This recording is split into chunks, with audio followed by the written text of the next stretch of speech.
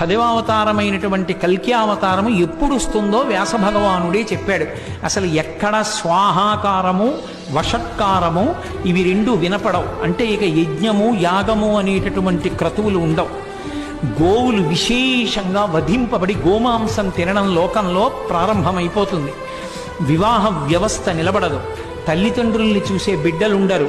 భర్తని గౌరవించే భార్య, భార్యని చూసే భర్త లోకంలో ఉండరు. పురుషుల యొక్క ఆయుర్దాయం 18 సంవత్సరములకే పూర్తయిపోతుంది. స్త్రీలు కేశపాశములను విరబోసుకుని తిరగడమే లోకంలో పెద్ద విశేషమైనటిదిగా అయిపోయి జట వేసుకునేటటువంటి సాంప్రదాయం విచ్ఛిన్నమైపోతుంది.